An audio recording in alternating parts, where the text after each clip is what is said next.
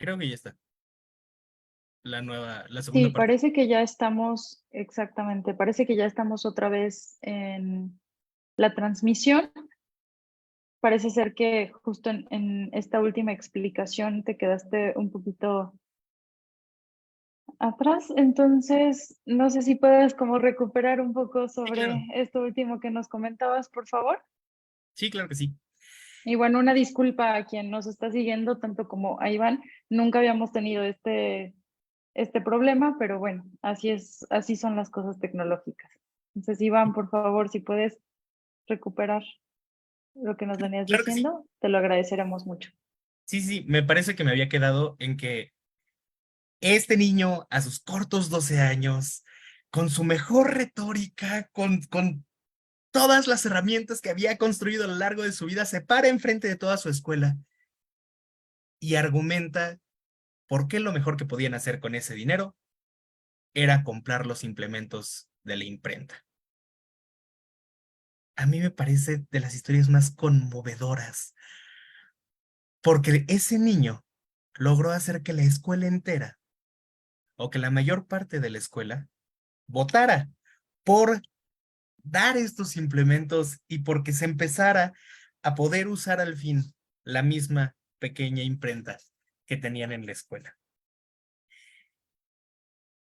Y creo que esta es una elección que Chela se va a llevar para toda la vida, porque dentro de sus concepciones de cómo debería de ser un proceso editorial, ella se da cuenta de que un proceso editorial es algo colectivo, es algo que se hace con todo el grupo, mira cómo todos ponemos en el pizarrón el texto, mira cómo todos corregimos el texto entre todos, mira cómo todos leemos, todos participamos, todos nos comunicamos, y es así que se construyen los textos, se construyen las pequeñas revistas, se construyen los textos libres.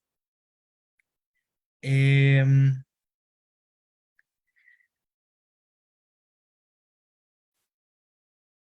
Creo que poco tiempo después sí, ya. Estaba intentando recordar si ya había dicho esto de todavía no. Eh, pero entonces, ajá, la casualidad regresa a la vida de Chela. Estando en casa de Ramón Costa Jou, ella tiene un reencuentro con un profesor que ella ya había conocido en el pasado, llamado José de Tapia. Este reencuentro los hizo darse cuenta de que Chela estaba todavía en la búsqueda de formarse como maestra Freinet todavía más formalmente, y al mismo tiempo José de Tapia estaba en el proceso de abrir una escuela en la que él quería que se diera educación exclusivamente Freinet.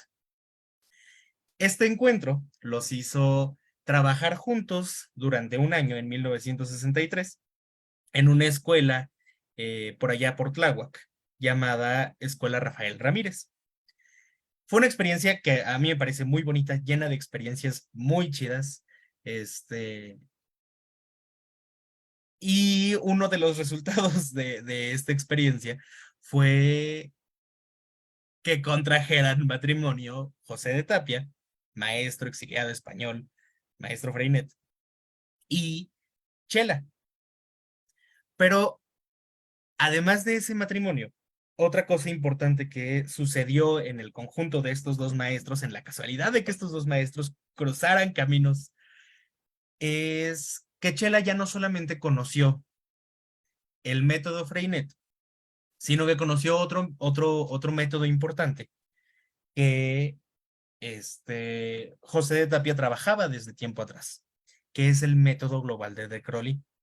Este método global lo que trata de hacer es de desdibujar la construcción de las clases como algo que se da en materias, como algo que se da de manera parcelada, y que nuestro tema entonces sea la vida. ¿Cómo se hace eso? Pues la manera en la que lo trabajaban era a partir de la clase dialogada, en la que mucho del trabajo que se hace es haciéndole preguntas al niño y que el niño te responda. Eh, pero entonces, para que un ejemplo que daban de cómo podría hacerse el método global, es que tú como maestro puedes llegar a la clase y preguntarle a un niño qué desayunó el día de hoy. El niño te responde que huevo. Y entonces tú, con la respuesta del niño, puedes llevar tu clase a que, claro, pues el huevo, del huevo nacen las gallinas. Y ya si estás hablando de gallinas, puedes hablar acerca de animales y puedes hablar de animales ovíparos y animales vivíparos y animales y de toda variedad. Puedes hacer problemas matemáticos alrededor de si quieres contar huevos o si quieres contar gallinas. Puedes llevarlo todavía más y empezar a hablar sobre literatura. Puedes luego avanzar un poco más y puedes si quieres hacer textos libres sobre las gallinas, o si quieres pasar de las gallinas a las granjas o de las granjas a los granjeros. El asunto es que los niños tengan presente que en el mundo no existen por separado el español, las matemáticas, la historia y la geografía, sino que en la vida real todo está junto y en la vida real todo puede prestarse a un análisis desde cualquiera de los lugares. Las indagaciones que hacemos no las podemos hacer solamente desde una materia o desde una parcela, sino que la vida se ve desde todos lados. Y esto es algo que Chela se llevó muy presente para los siguientes años y va a ser más importante, y va a ser importante cuando hablemos sobre los textos en los que ella trabajó. Chela se casa con José de Tapia en 1963 o 64, no estoy seguro. Eh, en el 61, se casa en el 61, perdón. Y recién casada, ella consigue una beca para estudiar con Celestine Freinet en Francia. Entonces, ella dice que se casó e inmediatamente se escapó.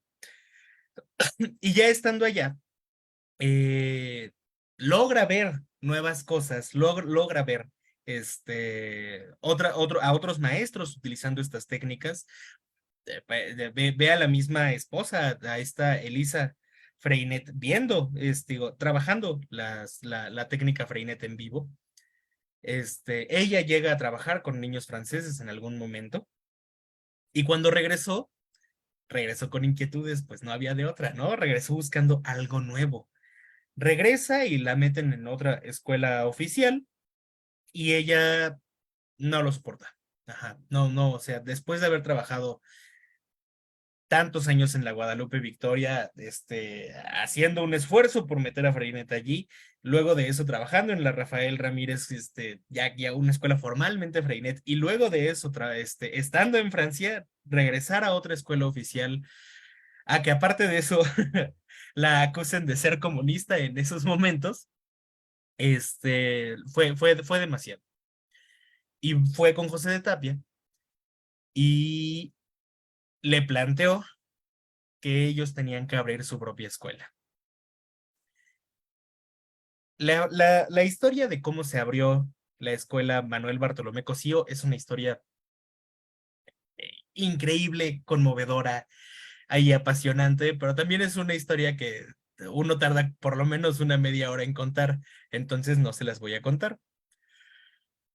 Pero lo que sí les puedo contar es que la apertura de la escuela Manuel Bartolomé Cosío y el trabajo con los niños hizo que casualmente, varios años después, Chela se encontrara con un personaje muy interesante que es Gloria Ruiz de Bravo Aguja. Y es un personaje muy interesante porque ella fue la coordinadora de los libros de la SEP que salieron en 1972, 1976, me parece. Y en esta coordinación Esta es creo que la tercera generación de libros de la SEP que hubo. Y en este encuentro que tuvo Chela con Bravo Aguja, ella la invita, Bravo Aguja, invita a Chela a que trabaje con los libros de la SEP. Y Chela tuvo una de las peores experiencias que tuvo en su vida. No, no le gustó nada esta experiencia, nadita. Eh, lo primero que noté cuando hablé con Chela sobre cómo fue su experiencia con los libros de la SEP fue que ella tenía créditos en más libros de en los que había trabajado.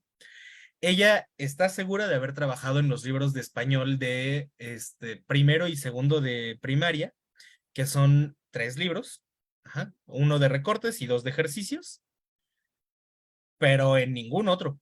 Y si uno va y revisa los créditos de los libros de la CEP, ella está acreditada en 14 libros, cosa que parece ser que no sucedió en realidad. Y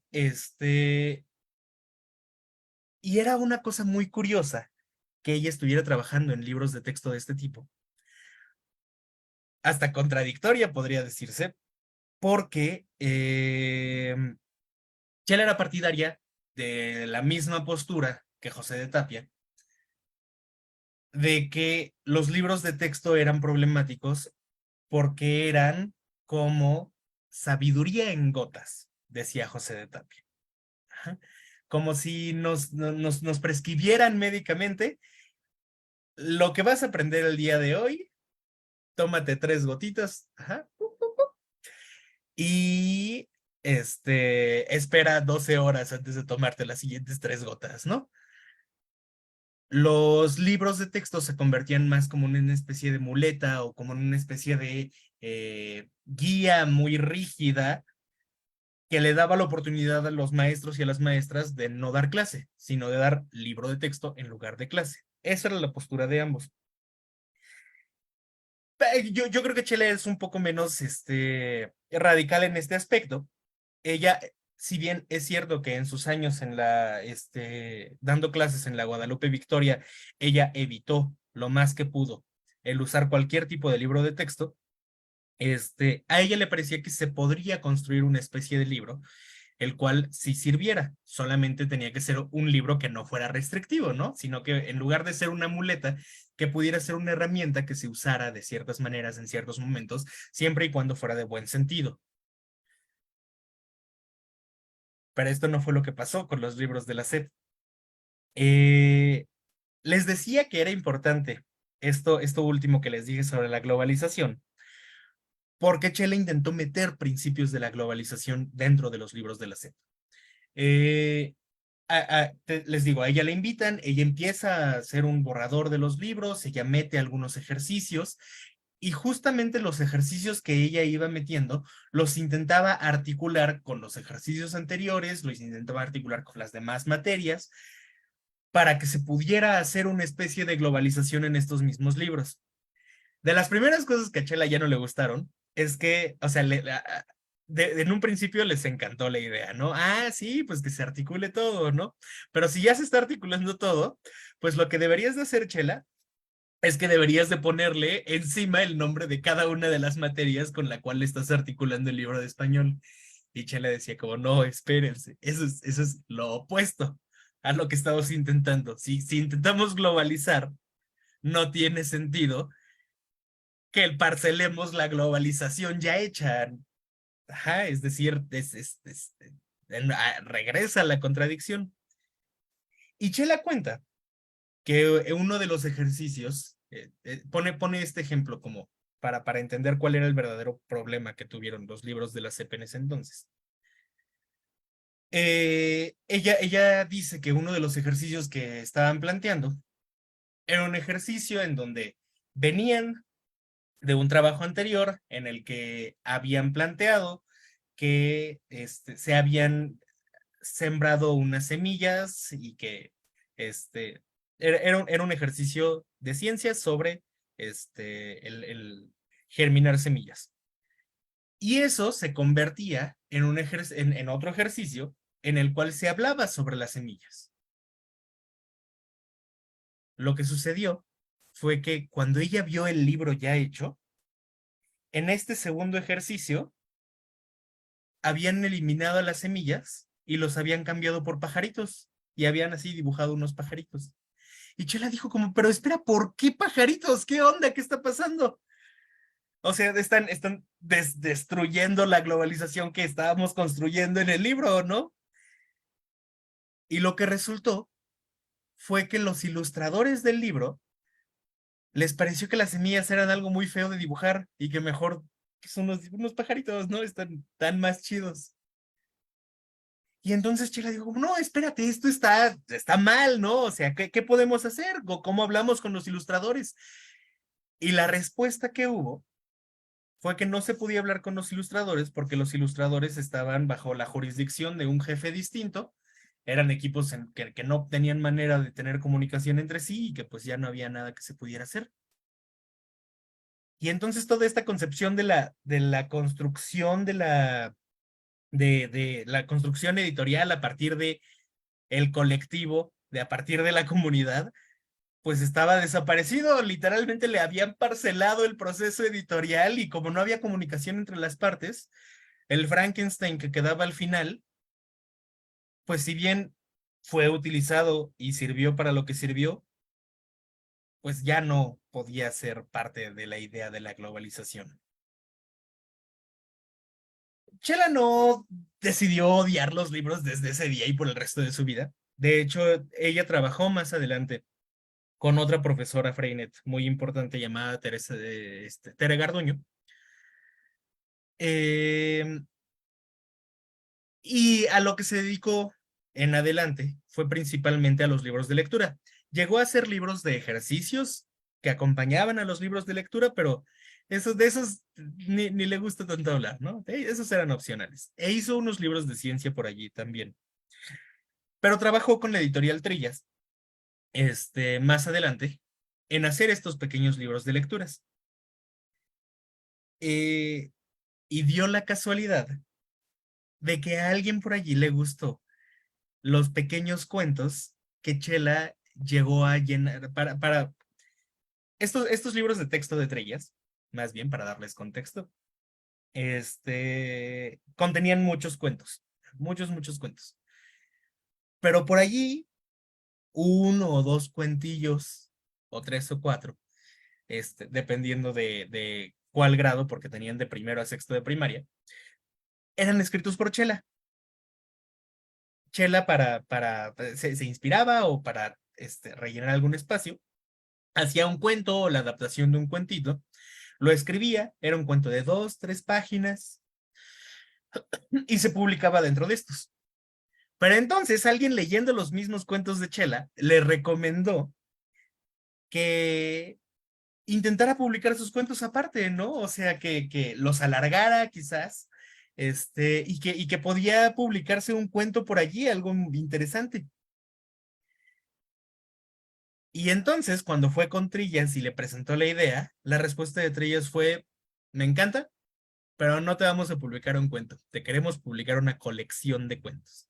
Y ahí tienes a Chela escribiendo y escribiendo sus textos cada vez, ahora más largos, ahora ya son de varias páginas, no solo de uno o dos. Y a mí me encanta esta idea de los cuentos de Chela, que son la colección que publicó Trillas. Ajá. Ajá. Miren aquí. Uy, uy. Esperen un segundo. Ahí está, los cuentos de Chela. Ajá, para que vean de qué hablo. ¿Sí? Son una pequeña colección por allí que tiene el editorial. Y en esta colección, se ve de una manera muy particular la manera en la que la casualidad es la que lleva el motor de la vida de Chela. Ajá, es decir, si bien ella tiene una agencia muy fuerte en ella permite que la casualidad sea quien le muestra muchas veces los caminos. ¿Por qué digo esto? Y quiero hablar ella me ha hablado de cada uno de los cuentos, pero quiero hablar de tres textitos en particular. Tiene uno que se llama eh, Diego y Rocío. Diego y Rocío es un textito sobre dos niños, es como una especie de reinterpretación de Hansel y Gretel, o sea, Diego y Rocío son como Hansel y Gretel, pero al mismo tiempo en el cuento, Diego le está leyendo Hansel y Gretel a Rocío, y a Rocío no le gustan algunas partes y llora, y, y, y entonces Diego tiene que volver a esa parte del cuento, pero contarlo un poco diferente para que ya no llore su hermana. Pero y Diego y Rocío en la vida real sí existen y son los sobrinos de Chela. Luego tienes historias como El gato Cui, que es otro de sus cuentos, el cual no viene de otro lugar, sino de el gato Cui, un gatito de peluche que del cual solía hablar la hija de Chela, Elisa, cuando era niña. O tienes ejemplos como Las dos caperucitas, que son un cuento que la misma hija de Chela le pedía a Chela que le contara, porque ya estaba harta de la caperucita roja y porque le parecía que estaba muy sola. Ajá. O tienes uno más que es Campamento en la Luna, el cual es desde los ojos de Chela todo el proceso que se llevan los mismos niños de la escuela Manuel Bartolomé Cosío a la hora en la que se van de campamento, pero reescrito, reinventado y reimaginado de un niño que verdaderamente va a ir a la luna. Las inspiraciones no salieron de ningún lugar, ni salieron de una construcción teórica individualizada, sino de todas estas casualidades que la comunidad le permitió a Chela vivir y que Chela pudo expresar en estos textos. Y a mí me parece que es una historia genial. A mí me parece que es una señora fuera de serie. A mí me parece que es una maestra espectacular. Y me gustaría escuchar qué es lo que piensan de ella o si tienen alguna pregunta.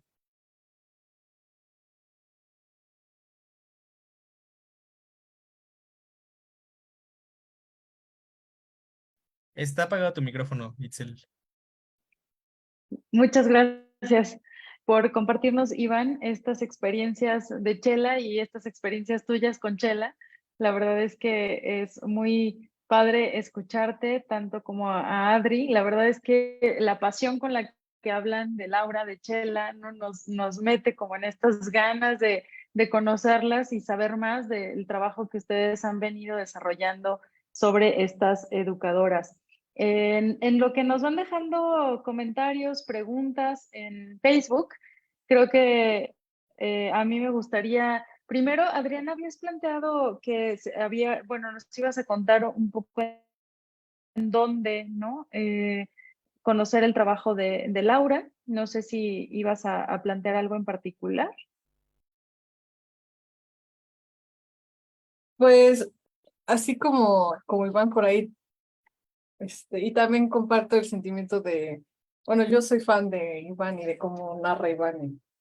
Y yo creo que es un lujo también que la autora viva, ¿no? A si se me permite al rato preguntarle a Iván algo respecto a eso, ¿no? Claro.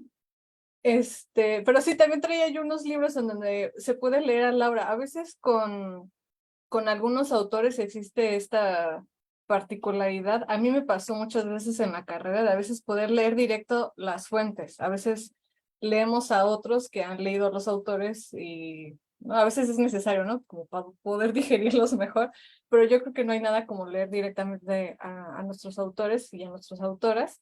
Y por ejemplo, en un primer momento, la doctora Mila Davazán, que ella hizo una recopilación de las obras de Laura, así como tenemos unas obras completas de Justo Sierra, unas, no sé, Chorromil de Vasconcelos, etcétera. La doctora Mila Davazán recopiló muchos de estos textos de Laura y fueron publicados por Siglo XXI. Por aquí son 3 tomos. Vaya, casi está cayendo el cielo, espero que me puedan escuchar bien. Particularmente, el tomo 3, es una recopilación de sus textos sobre educación. Aquí vienen los informes de Missouri y los informes de Alemania, sus ensayos sobre feminismo también, algunos sobre educación que publicó en esta revista que les mencionaba de la mujer mexicana, y algunas crónicas de viaje de mientras estuvo en el extranjero, siguió mandando artículos a los periódicos y ahí se publicaron y hay una recopilación de todos esos artículos. Este que es el tomo 2, que aquí está su poesía y sus cuentos.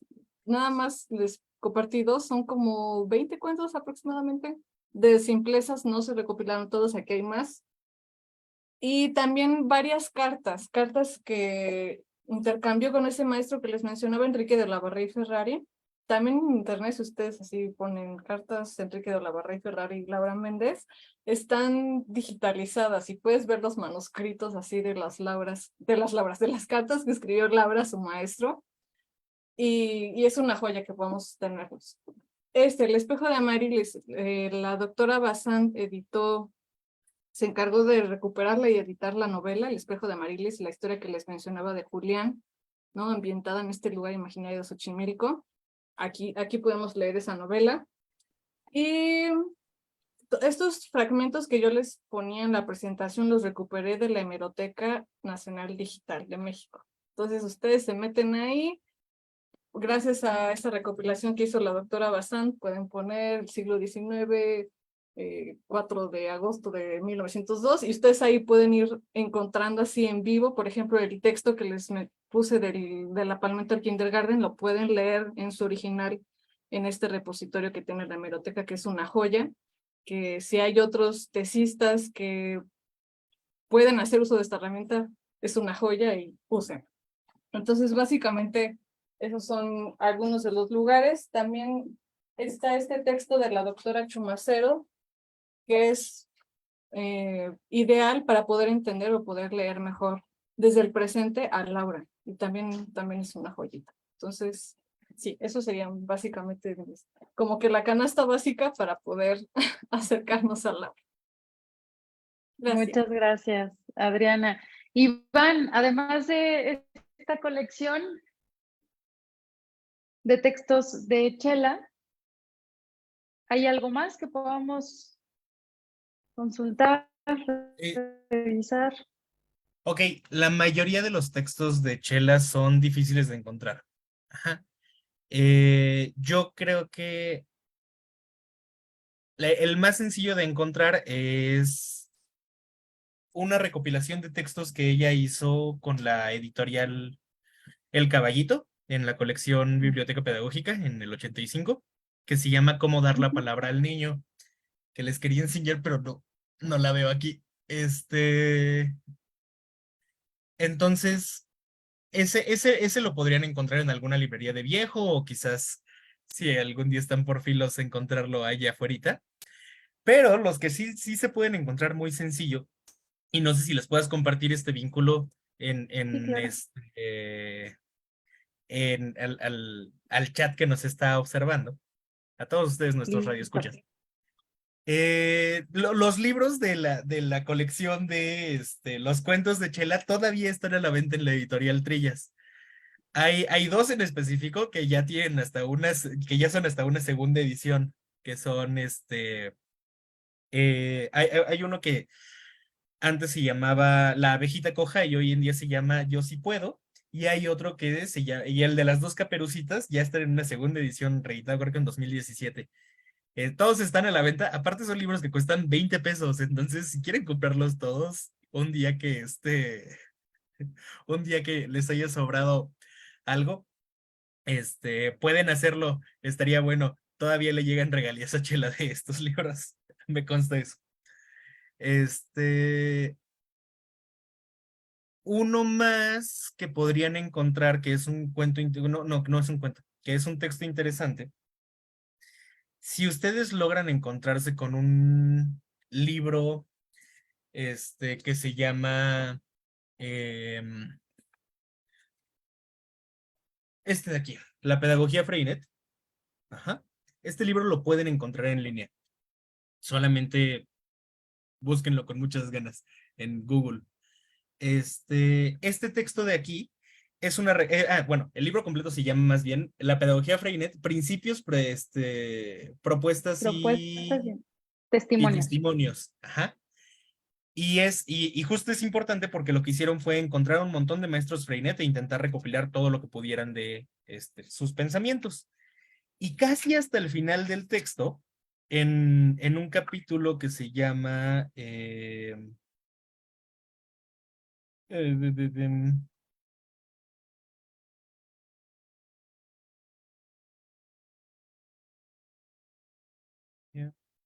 testimonios, hay un textito que se llama El niño que más te necesita, escrito por Graciela González de Tapia. Ajá. Este es un textito que les recomiendo mucho, está muy chido y justamente habla acerca de cuál debería de ser el papel de los maestros frente a los niños que son más dificultosos, frente a lo que algunos llamarían los niños problema, frente a lo que otros llamarían este, los latosos.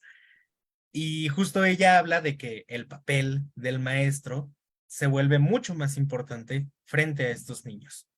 Esos son los textos, los principales textos que podrían leer sobre Chela, aunque hay uno más, el cual también es un libro difícil de encontrar porque es un libro que nunca salió a la venta, pero se entregó a maestros en 1999, que se llama Chela Tapia, ajá, escrito por Andrea Bárcena, el cual es una entrevista que le hicieron en donde habla mucho acerca de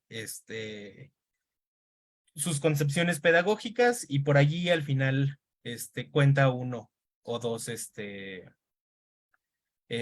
dos anécdotas. Y el último libro en donde podrían leer más sobre Chela, este ya no es escrito por Chela, es en Un Maestro Singular. Ajá, ay, ay, ajá, Un Maestro Singular. Ahí está. Sí, este libro está enfocado principalmente en la vida y obra de su esposo, José de Tapia, pero Chela tiene un papel muy importante en él y parte de su vida se ve retratada allí. Muchas gracias. Y bueno, evidentemente sus trabajos, que sin presión, esperamos ya tenerlos a disposición y tenerlos por ahí en el repositorio de TesiUNAM, porque estoy completamente segura que se van a convertir en textos de referencia fundamental para hablar de Chela y para hablar de Laura. La verdad es que sí, por acá algunos comentarios ya lo están planteando, pero de verdad que estoy segura. Y bueno, pregunta obligada. Aprovechando lo que decía Iván de la casualidad, ¿cuál fue la casualidad que les llevó a trabajar sobre estas educadoras? Y si pensaron o consideraron que iban a terminar trabajando aspectos editoriales o de textos o de publicaciones. El proyecto que tenemos de entramados textuales, pues presta mucha atención a esto, ¿no? Y la manera en la que los textos han incidido de una u otra manera en las trayectorias de vida, en las trayectorias eh, profesionales laborales, en cómo han constituido o han permitido la constitución de tradiciones de pensamiento, tradiciones intelectuales, en fin, una serie de cosas que a veces no se dimensionan, ¿no?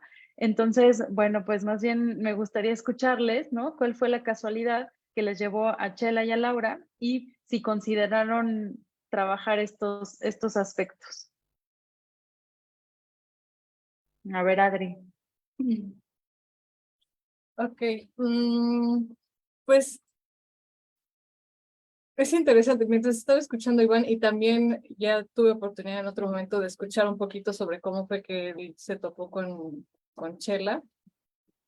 Eh, Da la casualidad de que, bueno, yo estaba un poco indecisa sobre dónde meter mi materia de textos clásicos, ¿no? Incluso, pues sabemos que tenemos la posibilidad, bueno, en la carrera, aquí en la facultad, tenemos la oportunidad, o está esta decisión de incluso qué periodo de tiempo abarcar y qué lugar, ¿no?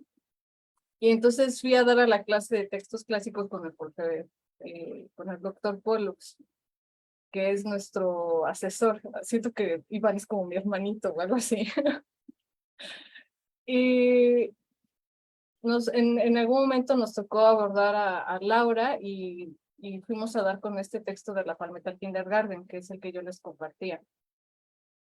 Sí, sí me escucho bien aún. Estoy tratando de hablar. Sí, sí, sí, Ok. sí. Y, y no sé, un poco tratando de entender mejor a Laura y a su texto, busqué, pues tenía la costumbre como de buscar un poco más sobre la vida de los autores y me topé con una biografía que escribió la doctora Milada Bazán, que es la investigadora que les mencionaba que se encargó de recopilar todos estos textos de Laura. Y está escrita de tal forma que, pues es como si me estuvieran narrando un poco semejante como lo estaba haciendo Iván, pues la vida de Laura, ¿no?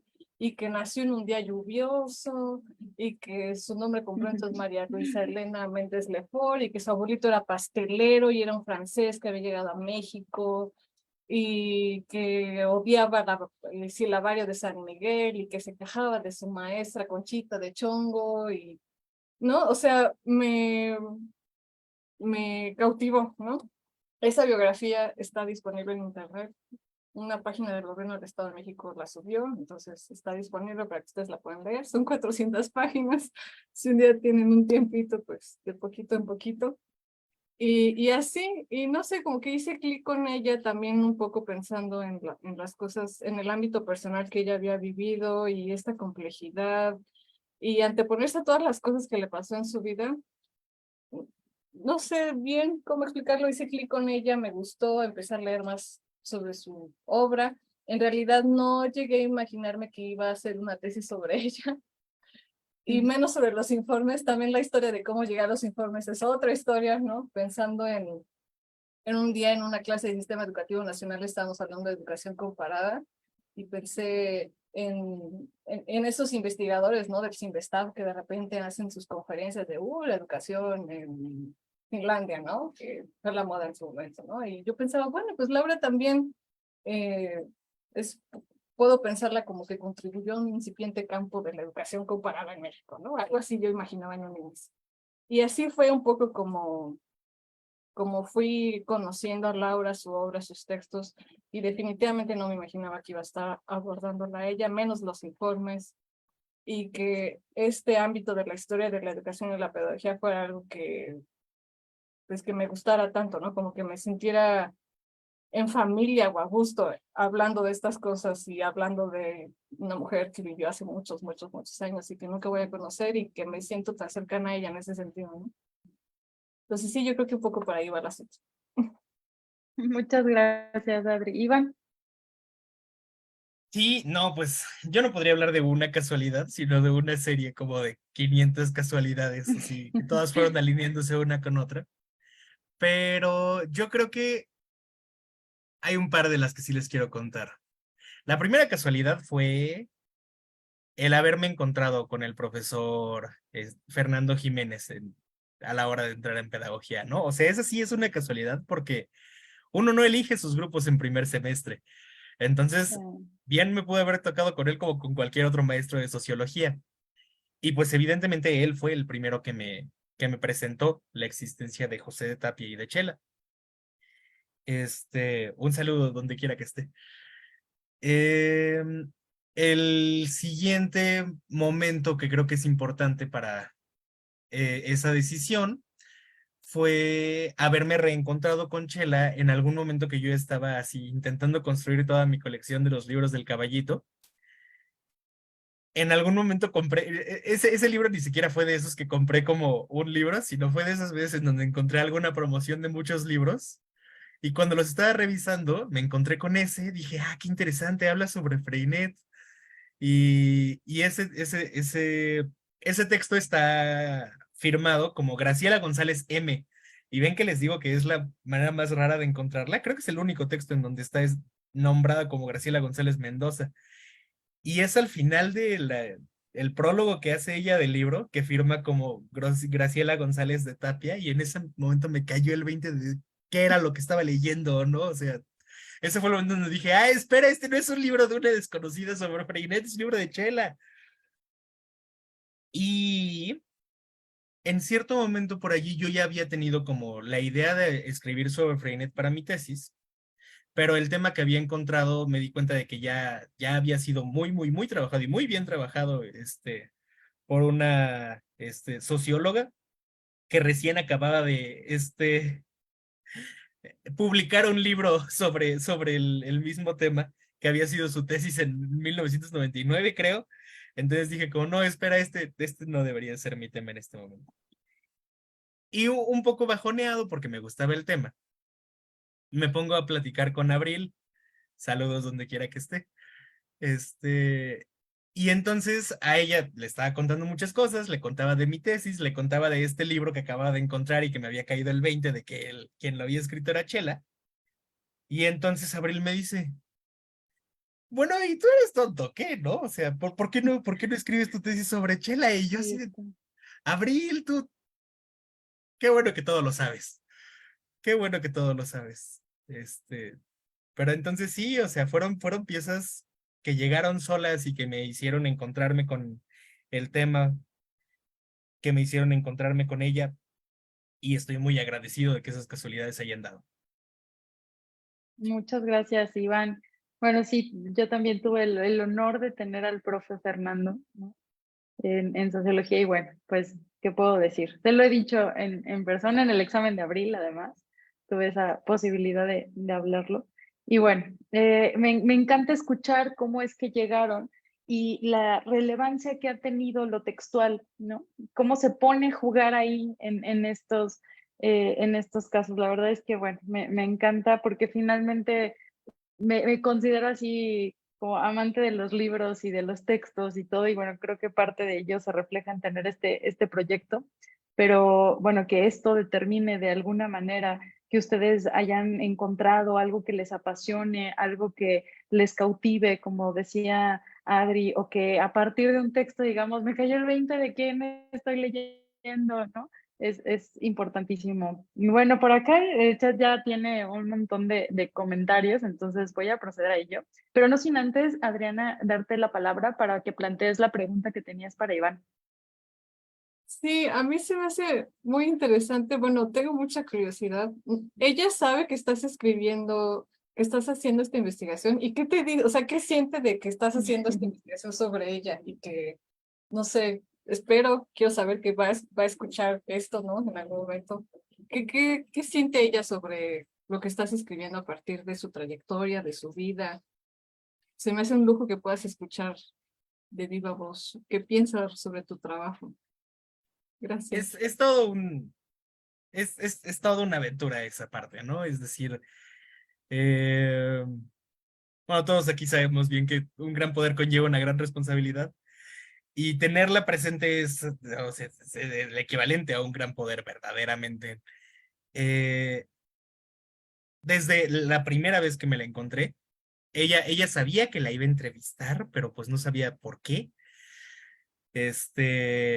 Yo logré contactarme con ella a través de un exalumno de su hija, y el exalumno me comunicó con su hija y yo le planteé la idea a la hija le encantó la idea. Y a Chela lo que le encanta es chismear sobre su vida, le encanta chismear sobre su vida.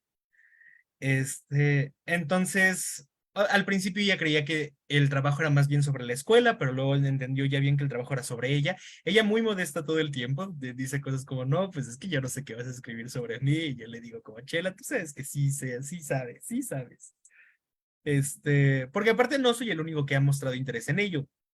Justo el año pasado sacaron una pequeña película documental sobre un fragmentito muy chiquito de su vida, sobre su relación que tuvo con un estudiante, este, a la cual tuve el privilegio de ir a ver en su estreno con Chela, sí, estuvo muy buena la película. Este, y yo creo que lo que más le gusta a ella es la parte de platicar, de contar las cosas. Pero cuando digo que es una gran responsabilidad, también tiene que ver con que una cosa que nunca me pasó cuando trabajaba a Freire o a Freinet o a Vasconcelos o a Montessori o a ningún otro autor, es que ese autor pudiera leer lo que estaba escribiendo y me dijera, oye, estás escribiendo una verdadera barbaridad, ¿eh?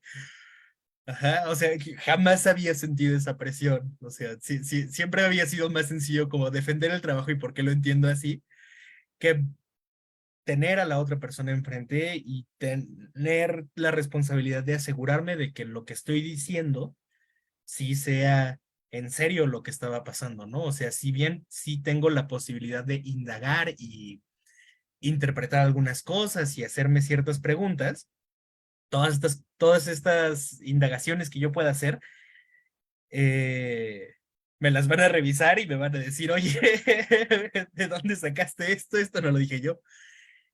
Y, o sea, uno de los primeros momentos en el que me sucedió fue en una de las entrevistas que le hice, en donde le dije, claro, y tú participaste en 14 libros de la SEP, ¿no?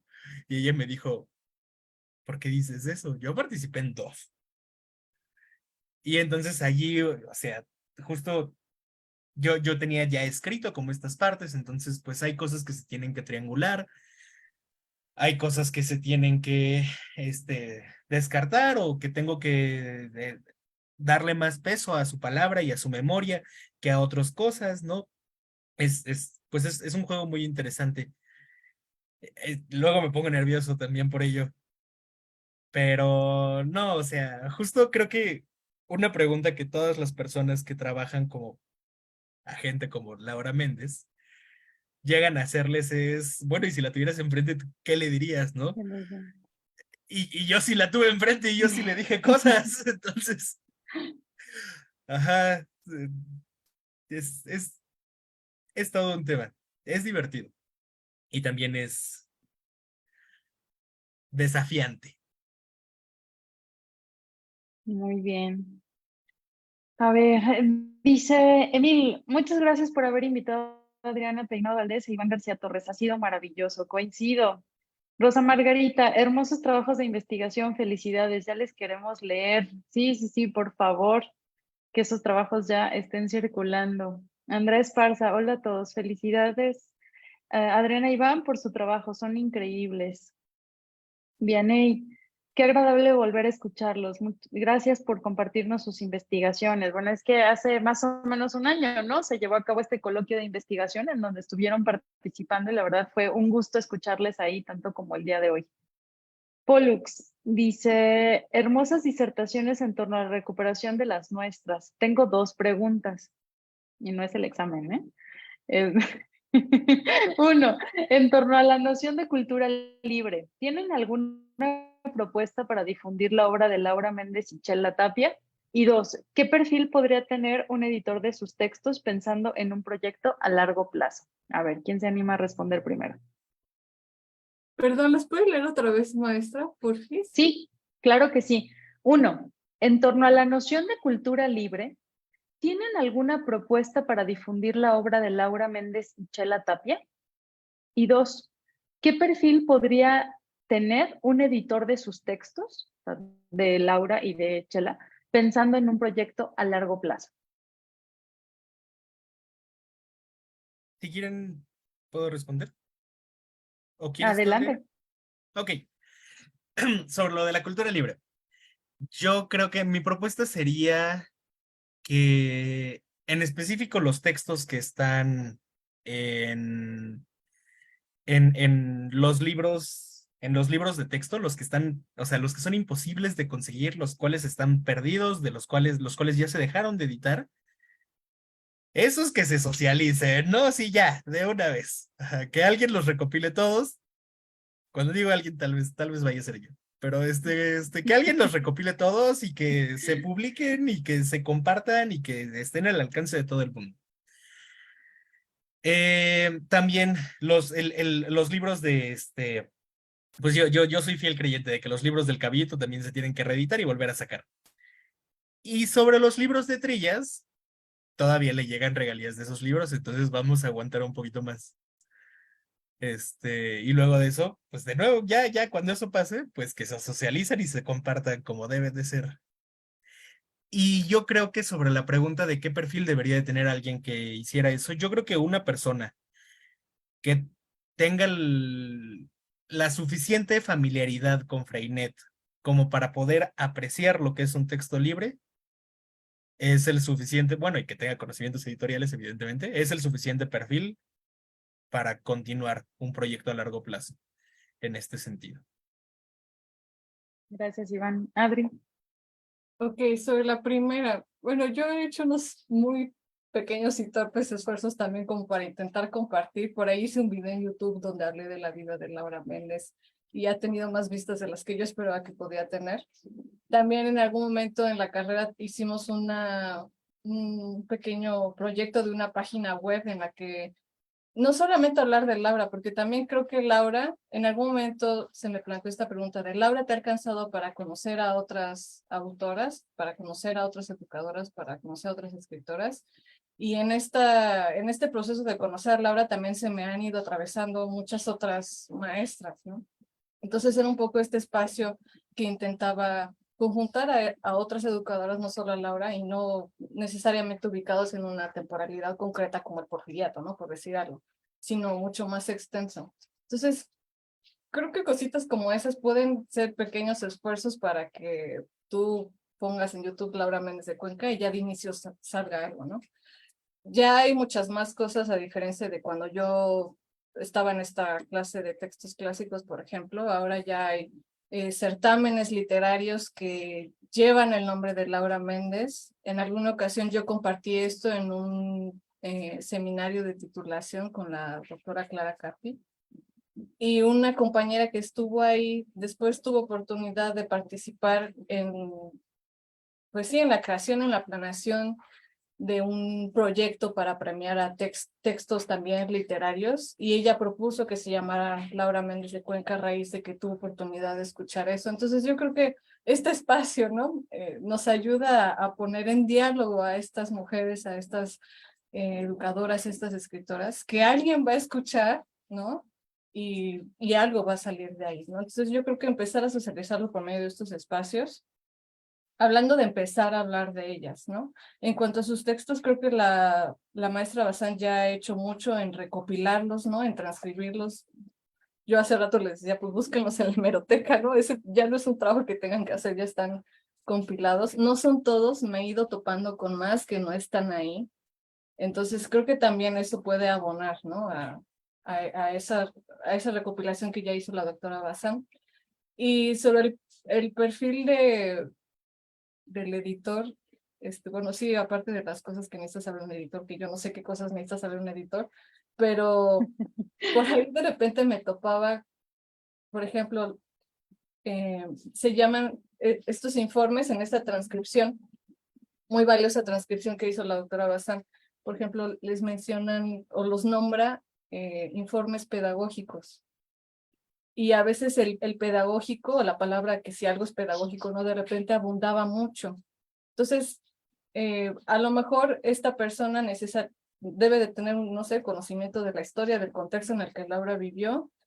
Y yo creo que vendría bien que tuviera conocimiento también sobre la pedagogía, ¿no? Qué tan apropiado, en qué momento es necesario usar, si tiene el apellido de pedagógico o no, o si a lo mejor conviene más didáctico. Yo creo que ayudaría a evitar, a lo mejor de repente confusiones con los términos, confusión que estoy tratando de resolver yo misma también al momento de abordar los términos que estoy usando y responsabilizarme de esos términos. Entonces yo creo que sería de ayuda, no le haría mal. Muchas gracias, Ari.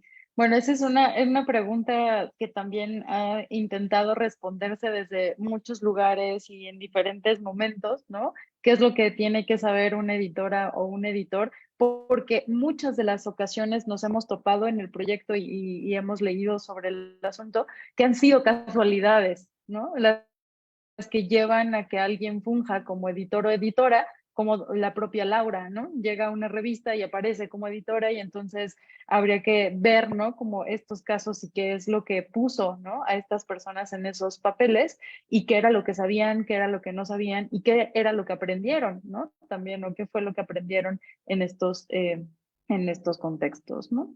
O trabajar en grandes proyectos como la de los libros de texto, ¿no? De los que nos hablaba Iván en el caso de Chela, ¿no? Pues bueno. Emil dice, ha sido maravilloso redescubrir con las exposiciones sobre Chela y Laura esto a lo que alude Chartier. La lectura y el libro adquieren sentido en su carga metafórica, descifrar el mundo por medio de la palabra, no solo escrita. Y que la labor pedagógica, por lo que expusieron de Chela y Laura, involucra crear caminos transitables por la palabra para ampliar ese desciframiento y comprensión del mundo. Gracias, Emil. Y después plantea una pregunta. Dice, a partir de lo que, a partir supongo que de lo que se expuso de Laura sobre la escritura y Chela sobre la crítica al libro de texto gratuito, ¿cómo podríamos plantearnos una lectura crítica sobre los debates actuales sobre el libro de texto gratuito de quienes los escriben y su carácter didáctico? Repito la pregunta, a partir de lo que han expuesto de Laura y Chela, ¿cómo podríamos plantearnos una lectura crítica sobre los debates actuales sobre el libro de texto gratuito y de quienes los escriben y su carácter didáctico?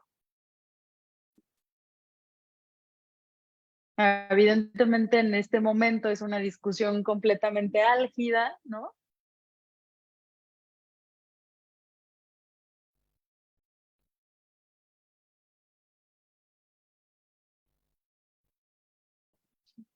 Mis ojillos de Basiban, Basiban. De acuerdo, yo estoy listo, yo quería que me hicieran esta pregunta. A ver. Yo no sé qué respondería Chela, y tengo muchas ganas de sí preguntarle, pero sé que toda la crítica que su tradición tiene de los libros de texto es a partir de esta idea de la sabiduría entregada en gotitas. Es de la idea del libro como muleta, es de la idea de que se dé el libro de texto en lugar de que se dé el libro. Y justamente me parece que a lo que le están apostando estos nuevos libros de texto es a todo lo contrario. Es a no dar la muleta, es a que no se pueda dar en gotitas y es en que no se pueda dar clase en lugar de dar libro en lugar de dar clase.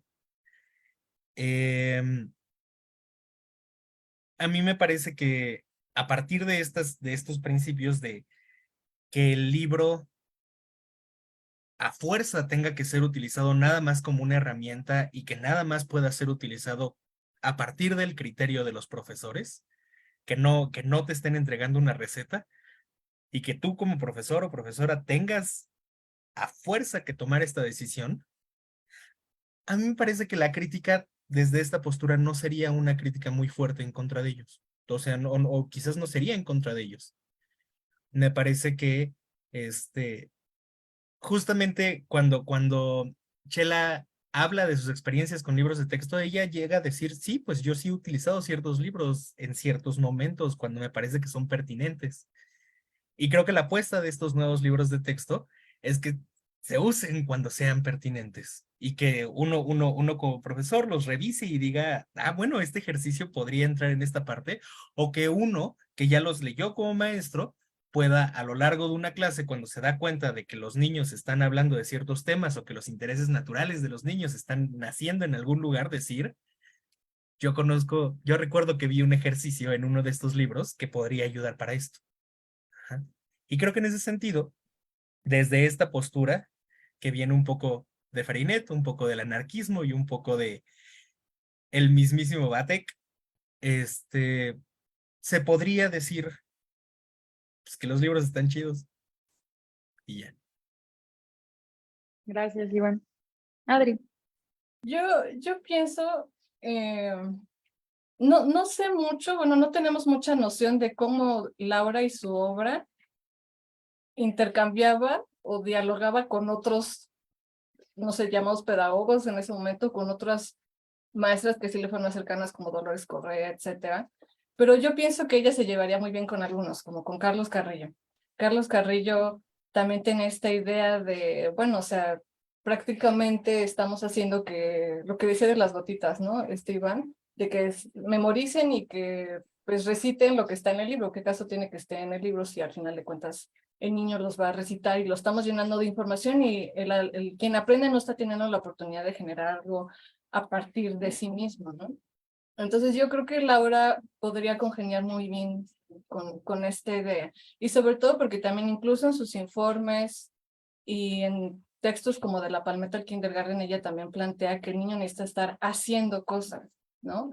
Y también un poco cuestionar si la persona que está ahí enfrente pues tiene algo necesariamente bueno que aportar, ¿no? Entonces, creo yo que ella también diría que, y bueno, y también un poco resignificando la labor que tiene el maestro o la maestra frente al grupo. Entonces, yo creo que para Laura sería también no un ni muy acá ni muy allá, en el sentido de no podemos asumir que el libro de texto es quien está dando la clase, ¿no? También hay un maestro y el libro es un medio, no un fin en sí mismo.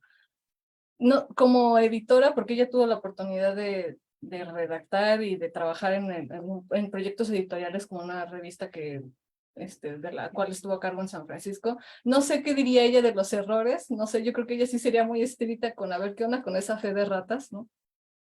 Pero más que eso, yo creo que congeniaría con esta idea de el libro es un medio, no es el fin último, pero sí es importante, sí es relevante que volteemos a verlo. Ella criticaba mucho los textos de Felipe Mantilla porque usaba frases que para ellas eran vanas, que no se relacionaban con el contexto del niño, ¿no? Que no tenía nada que ver las personas que estaban en una comunidad rural con las descripciones que estaban haciendo más cercanas a la ciudad.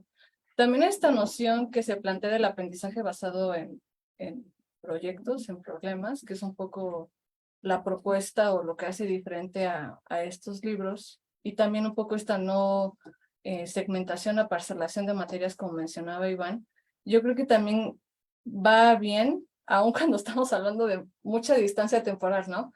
Pero aún creo yo que va bien, aún así, con esta idea de salir al jardín y que yo estoy teniendo una plática con el niño a raíz de, no sé, de la florecita y las propiedades de la flor, o como cuando el texto está abordando a los animales, ¿cómo puedo usar el texto como pretexto para que el niño aprenda a cuidar a los animales, que es algo que les mencionaba hace ratito? Entonces, yo creo que iría bien, o sea, en ese sentido, pero yo creo que sí estaría muy enérgica con la fe de ratas.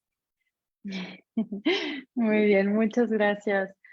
Finalmente son condiciones, ¿no? Que ahí se presentan en esta discusión y creo que los puntos que han señalado a partir de las autoras que están trabajando, pues serían importantes, ¿no? De ponerlos también en estos cuestionamientos. ¿Cuál es el uso que pretendemos? ¿Cómo comprendemos incluso el libro de texto, ¿no?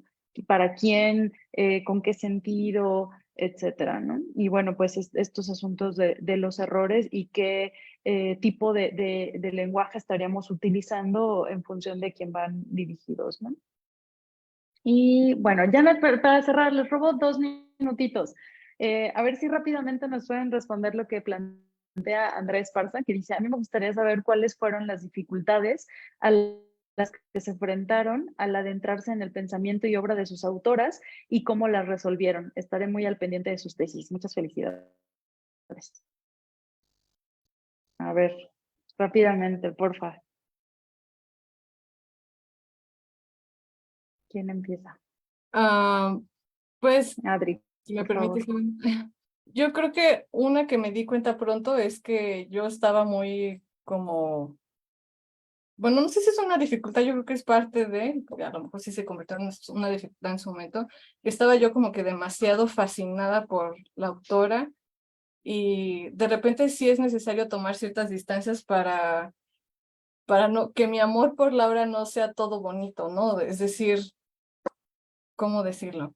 Aun cuando la plena objetividad yo creo que no hay tal, no se puede, sí de repente tomar ciertas distancias para poder leer a Laura y entender a Laura en su contexto. Por ejemplo, de repente cuando estamos hablando de sus textos feministas y posicionar a Laura en esa categoría, ¿no? De feminista, de repente tomar distancia y decir, bueno, feminismo, ¿qué se entendía por feminismo? ¿Qué decía ella misma sobre el feminismo en el contexto en el que ella vivió? Que temporalmente hay mucha distancia. ¿Y qué significa para mí feminismo ahorita, no? ¿O desde dónde? ¿O yo podría hablar de feminismo? ¿Yo me posiciono en algún feminismo? Por ejemplo, ¿no?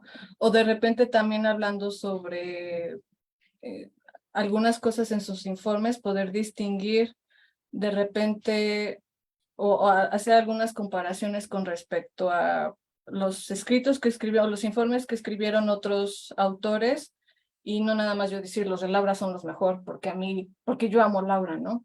Entonces, como en ese sentido, tomar ciertas distancias. Y ya hablando de, ya en andar picando piedra, de repente en la pandemia a mí me costaba encontrar estos documentos de archivo y encontré todas estas páginas en las que están disponibles. El poder quitar, que se me quitara el miedo de ir y tocar la puerta de la hemeroteca y del fondo reservado de, oigan, soy tesista, ayuden a buscar entre papeles de hace 100 años y ponerle orden a todo eso ha sido de las cosas que me han ido costando. Y también el poder confiar en las cosas que estoy escribiendo, poder tener esta confianza en mí misma de que hay algo que puedo decir respecto a estas cosas, junto a personas enormes como Leticia Romero Chumacero y Laura Méndez de Cuenca, como un poco despegarme de ellas. Es un comentario que en algún momento me hizo la doctora Clara Carpi. Pues ya aléjate de la falda de esas investigadoras y también encuentra qué es lo que tú tienes que decir con tus propias palabras respecto a estas autoras, ¿no? Que ha sido un trabajo que me sigue costando, me pone frente a muchas cosas, me supone muchas cosas y también me ha enseñado muchas cosas sobre mí misma. Entonces yo creo que esas es lo que puedo compartir. Muchas gracias, Adri. Iván.